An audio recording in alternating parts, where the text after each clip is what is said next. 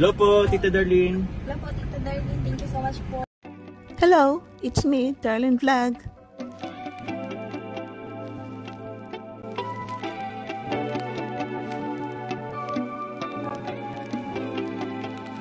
Mga kalingap, mga ka-chomkar, ito na naman si Darlene Vlog. Reaction na naman tayo dito sa Jovian, si Jovi at si Ryan. 2 weeks ago, na-vlog ang Jovi at Ayan na pumunta sila doon sa kanila binisita. Nako, si Jovi, galit. Hindi niya pinapansin si Ryan. Ba't mo hindi pinapansin? Ano ba problema? Nakita ka ng nanay ko, may kasama kang babae. Nagulat si Ryan. Sino ba yan nagsabi? Mama mo. Hindi totoo yan. Hindi. Talaga, nakita ka ng mama ko. Hindi naman siya shock na prank si Ryan ni Jovi. So, panoorin natin ang short clip ng Jovian. Nga, maiyak-iyak si Ryan kasi talaga namang wala siyang kasamang babae dahil na-prank siya. So, yun, binawi ni Jovi na it's a prank. At ayan, ang dalawa naman is nagluto ng burger. Kasi alam natin ito si Jovi, meron na siyang tindahan. Binabantay ng nanay niya, mama niya, siya yung nag-aasikaso din sa tindahan nila. At ito ang Jovian is nagluto naman ng burger sa kanilang tindahan. Kasi itong burger is mabili sa kanila ni Jovi. So, yun, parang nakakatulong din itong burger sa tindahan nila ni Jovi. Ngayon naman, no? 2 days ago itong vlog ni Kalingap Prab na si Director Ayan ang kasama K-Boys on Mission ni Ryan at ni Kalingap Ayan. Pinunta naman sila si Jovi. Ano ba to? Prank na naman ba ito? Itong ginagawa ni Ryan na hindi makalakad. Pilay-pilay. Ay, hindi daw prank. Kasi ito si Ryan is masakit at ampa. Baka natapilok, no? Baka hangin. Hindi niya napansin yung paa niya inabunggo, inatapilok. Masakit daw. Kaya pilay-pilay yan, ano? Ay, nako si Jovi. Ano kayong reaction niya nito na makita ang kanyang honey Ryan na naglalakad ng pag ganon. Oh, parang ano yan, papila-pili ka na naman. Wala, ano lang yan. Akala ko na ano ka naman. Alalap natin ito si Ryan dati is natumba ang kanyang motor. At yun, nasugatan, nag-worry si Jovi. Kaya doon natuwa ito si Ryan kasi may tumawid na aso. So ngayon, ay normal talaga. Si Jovi mag-worried na dahil ang kanyang Ryan is napilay. Dito na tayo guys. Jovi yan. Hello, paduli po. Hello. Kamusta? Parang nice lang. Ba't parang ano ka? Pilay-pilay ka na, ano ka?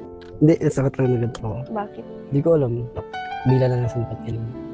Kala ko na ano ka na naman sa motor. Hindi, nag-ingat na ako ngayon. Nako, may bago sa'yo ah. Ano, ngumiti mo? Ano, wala naman ah. Ngumiti si Ryan. Nakita ang kanyang ngipin. Kumislap. Ano kaya yung brace? Pasta? Kasi alam natin ito si Ryan, may something dito na sira. So baka pinalitan pasta or false teeth, ano yung ano. So basta kumislap. Mas lalo kang gumawa po dyan. Sabi ni Jovi, ay naku si Ren, kinilig na naman. Kinilig kumante. Ikaw ngayon naka-make up, parang may lakad ka. Marunong din ano? Hindi mo umitigay na. Parang may bago sa'yo ah. Anong may bago? Ngipin mo. Hindi ah. Nagbago sa'yo. Akala ko di mapapansin eh. Kasi ngiti ka ng ngiti, mapapansin ko yan. Okay sa'yo, nagwapo ka lalo. Wow! Naka-make up ka ngayon para may lakad ka. Bakit school? Huh? School. Late na. Hindi pa naman. Umaga pa naman. Umaga pa naman. Late na, anong oras na? Ba't pagpapasok ka lang naka-make up ka? Ako ay pinapagandahan ka din. Wala, puro bakla ka klase ko. Ay, nako. Ikaw baka may pinapagandaan ka dyan. Hindi ah, puro naman bakla ang kaibigan ko. Nagsisilos na si Ryan. Ano ba ito? Scripted? Ay nako, pero lang yung mga kalingap. Bagay rin ang Ryan at Jovi, ano? Cute din sila tingnan, no? Ganda ni Ryan ni Jovi. Si Ryan gwapo rin. Kung nalala ko dati ko sa crush ni Ryan, ito si Rochelle, no? Rachel pala, Morales. Pero hindi niya tinuloy dahil alam niya na mag-jowa na si Roel at si Rachel. Wala naka-make up ito si Jovi, is papasok sa school, no? Ngayon, nag-offer si Ryan na ihatid sa school. Okay lang ba? Isasabay niyo, ihatid niyo ako. Oh, kinilig lalo ang ating Jovi yan. Nagbago rin ang course ito si Ryan kasi dati sabi niya pulis. So ngayon nasa Kalingap na siya, meron na siyang nasiba at IT ang kukunin niya. Kasi tinan ni Jovi, ano ba course ang kukunin mo? Kasi sabi ni Jovi na baka may nakikita ka rin mga girls yan. So hindi daw, nakaganon na siya. Focus! Cute din, marunong din to si Ryan. Pala isa nung, di ba grade 12? So sa naitata siya. So alas 7 pagkatapos ng klase niya, alas 7. So alas 8 meron pa daw sa sakyan, no? Makasakay siya. Nag-worry si Ryan, sabi niya, dapat sinasabi mo sa akin ng pasok mo at kailang ka uuwi kasi ihahatid kita, susunduin niya hatid. O di ba? O di ba? Sana hindi scripted. Pero normal po na itong Jovianis, alam natin for the content. May crush sila sa isa't isa pero huwag tayo mag-expect mga kaibigan. Kung ma-fall sila, go. Kung content lang, go pa rin tayo. Nakatakot ng kalingap no kasi gabi na umuwi, minsan 7, minsan 8 naglalakad siya, hindi daw siya nagpapara, minsan hindi daw siya pinapasakay kasi hindi nagpapara. Tama yun ano, tama yung Joby, huwag ka na magpara kasi mamaya baka kung ano nasakyan mo, mga lasing, idiretso ka, huwag ka na magpara. Pero nakakatakot pa rin. May mga ilo kaya dyan, malayo sa kanila, di ba? So, paano ka ito si Joby na mag-boarding house na lang, no? Mag-boarding house? Kasi umuwi siya daw, gabi-gabi, pagkatapos ng kanyang pasok. Is matipid si Joby, no? Hindi siya bumibili na malaming notebook. Kunti lang do kasi mabigat din sa bag, sa likod. Alam niyo mga kalingap, pag masyadong mabigat ang mga bag ng kabataan noon, mayroon na silang back pain, yung osteoporosis. Kasi ngayon, mayroon ng tinitik note nila sa tablet, sa kanilang mga iPad, yung mga notes sa school, siniscreenshot, tinipicturan, tapos sinisearch. Inoon panahon, ilan ang notebook na may estudyante? 10, 15. Kaya mga kabataan ngayon, yung sa amin noon, ngayon tumanda kami, nakaganon, masakit ang likod. Back pain, osteoporosis, dahil mabigat ang aming mga bag. Library, pupunta kami sa library, manghihiram ng libro, mag-study, minsan 3 libro ang hinihiram namin sa library. Ngayon, nakikita na sa internet ang mga research. So, wala ng books masyado ngayon. So, magaan na ang kanilang bag. Si Renny, isa napakaswerte na mga kabataan na beneficiary siya ni Kalingap Rab, diba? Kaya siya nakilala dahil nag-extra siya na labor doon sa bahay ni Richelle Morales, tapos yun, parang dinadagdag siya sa vlog, at saka ginawa siyang beneficiary. At yun nga hanggang ngayon nandiyan siya, kinuha siya keyboard. Sabi niya, napakaswerte niya, nakahinto siya ng pag-aaral ng 2 years. So ngayon, naisipan na niya na mag-aaral na. So na-late siya, no? Kung hindi siya kasi huminto, mag-3rd year college na siya. So ngayon, parang 1st year college siya. Papasok siya sa August, 1st year college, at ang kukunin niya is IT. Si Joby rin, kung hindi daw siya nakita ni Rab, hindi siya nakita ni Ido pala, no, si Ido, tapos binigay ka Rab, kundi sila naging scout, naging beneficiary. Sabi nga ni Joby, baka namamasukan na siya ngayon, nagtatrabaho. So ngayon, nakapag-aral siya, natuloy-tuloy pag-aaral niya dahil sa Kalingap. Nung si Joby, sabi niya, kasi ito si Ryan sa Mabini ata papasok. Joke rin si Joby na, sana sa Mabini rin ako para mabantayan kita. Magkasama tayo at mabantayan kita. Parang din siya, no, si Joby mag-joke.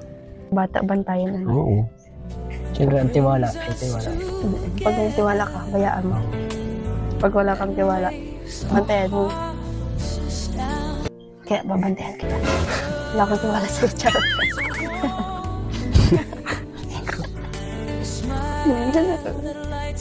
Bantayan kita, wala akong tiwala sa'yo, charot. Ang tubig ni Joby si Ryan. Iyan ang gusto ko sa babae, masipag, maganda pa. Napakaswerte ko naman sa'yo, hindi ako nagkamali. Nako, magbibisitahan daw sa kanya-kanyang paaralan ng dalawang ito. Ano na yan, ha? Oh. Kuya, ayan. Anong gagawin mo sa dalawa na yan? Pupunta ka sa school ni sasamahan mo si Joby. Puntahan niyo si Ryan. Sasamahan mo si Ryan, pupunta kay Joby. Maging mag-ano-ano ka na yan, Ryan. Ayan, no? Sa dalawang mag-love team na ito. Ito si Joby napakasipag pumakalingap kasi gumagawa siya ng Graham ball, tapos dinideliver daw niya. Bago siya pumasok sa school, dinideliver. At magkano daw? 150. Ito si Ryan is mag-order. Oh, first, ito si Ryan is supportive. Supportive din kasi order siya ng Graham ball ni Joby. Nakatayo si Yaya, kaya alalain mo ko. Sabi ni Joby, bili ka ng sungkod. Ay, nagpapalambing na naman yung Ryan sa Joby natin, Nakakatawa po, no, kasi ang mama ni Joby, umuwi siya, nandyan, katulong niya sa pagbabantay ng tindahan habang nag-aaral si Joby. Dati na namamasukan ang mama ni Joby, umuwi na siya para samahan sila. At yung kapatid ni Joby na rin na dati inalaga ni Joby, simple ngayon nandyan ang mama, hindi na siya masyado busy sa pag-aalaga ng kanyang kapatid. And ito nga po, malaking tulong itong mga supporters natin sa beneficiary ni Kalingap Rab dahil may nagbigay kay Joby ng 7,000 para sa kanyang school uniform, PE uniform, at saka sapatos. At siyempre nagbigay rin si Kalingap Rab ng 3,000 na allowance ni Joby at saka 3,000 na allowance ni Ryan. So, malaking tulong po itong Kalingap sa kay Ryan at saka kay Joby at sa marami pang Kalingap Angels sa hindi nyo pag-skip ng ads. At sana wag rin kayo mag-skip ng ads sa ating mga vlog ng Kalingap kasi malaking tulong po yun. Kasi yung ads po ang nagsumusweldo sa atin, ang pagpapanood nyo ng mga ads na hindi kayo nag-skip. So, yun po mga Kalingap, dyan po nagtatapos sa ating reactions video kay Joby at kay Ryan. No? Supportahan po natin sila sa kanilang love team para panoorin nyo po ang vlog ni Kalingap Rab sa kanyang isikan channel na dinidirektahan ni Kalingap Ayan. At saka pag lumaki rin nating revenue, siyempre malaki rin ang maibigay natin sa landing pad. So shout out sa lahat, thank you for watching. At saka sa ating mga kasama sa Karipa, kay Kuya Val, Ate Ana Blas, kay Kalingap Rab Jumar, at saka kay Carla, Kuya Noli, Kuya Serbirador, at saka kay Kuya TV. Bye, and see you in my next reaction video. I love you all and thank you for watching. Kisses, hugs, and John 48, God is love.